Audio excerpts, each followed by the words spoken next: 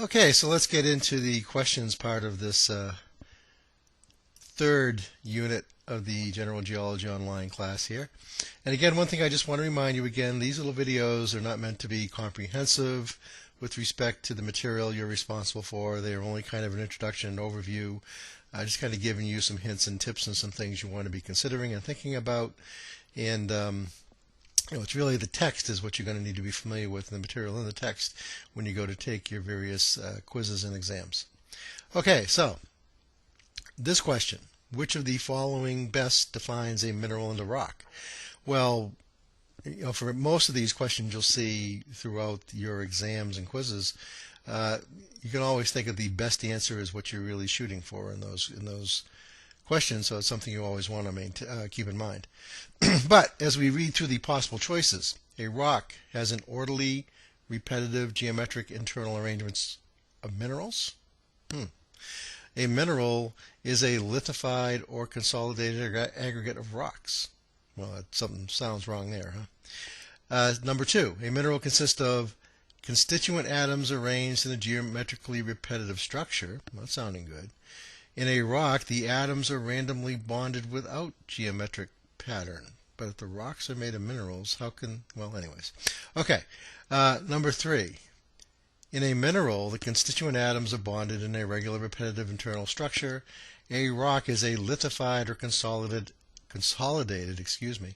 aggregate of different mineral grains. Well, that's sounding pretty good. Lithified basically means to make a rock, sedimentary rocks in particular. And then number four, a rock consists of atoms bonded in a regular, geometrically predictable arrangement. A mineral is a consolidated aggregate of different rock particles. Well, the rocks are made of minerals, so I guess that doesn't work either. So what's the best possible solution here? Well, whoops, I didn't want to do that. I wanted to do this. Number three is the correct answer here.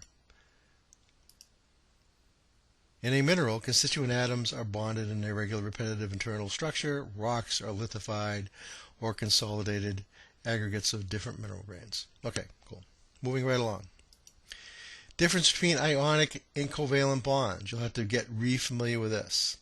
Ionic bonds are when atoms are attracted electrostatically due to like charges. Don't likes repel.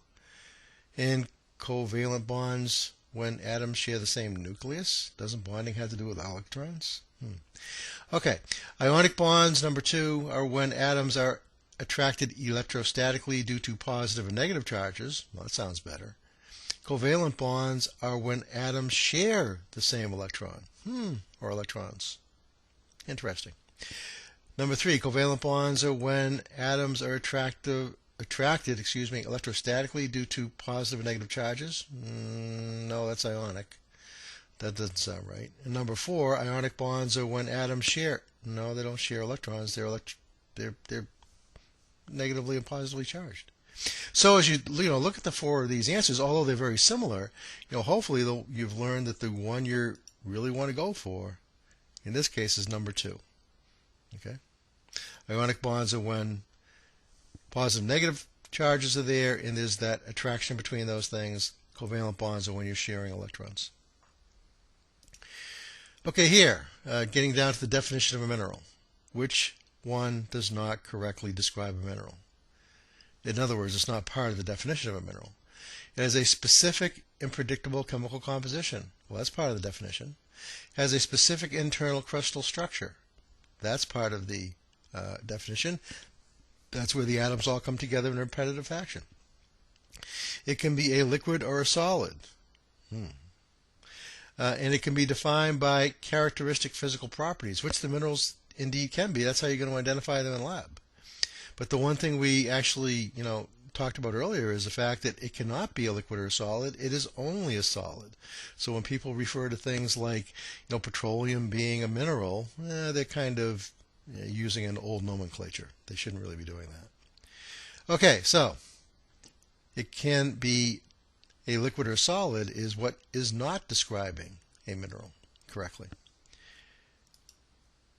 Which are the most abundant minerals in the Earth's crust and mantle? The sulfide, uranides, native metals, those are all, let's see, the non-silicate minerals.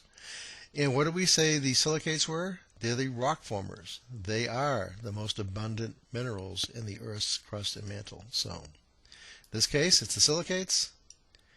And the last question we'll look at gets down to one of the silicate groups. And here they're talking about one of the physical properties, something called cleavage. This is the way in which it breaks. And cleavage occurs where basically you have planes of weakness in the crystal structure that when you hit that mineral with a hammer, it'll break along those planes in a repetitive fashion. So it's one of the features you can use to identify minerals.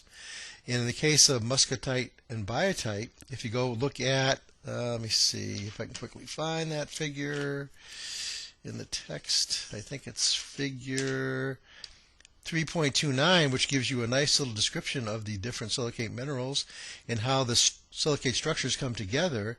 You'll notice that they're referred to as being sheet silicate structures. In other words, you have sheets of silicon oxygen tetrahedra that get formed, and then they're connected with other atoms. Each of the sheets are, and those connecting points between the sheets is the only plane of weakness. So this has one direction of cleavage. Okay, and of course you'll get that directly by looking at that figure I just named in the text, which was figure 3.29 again.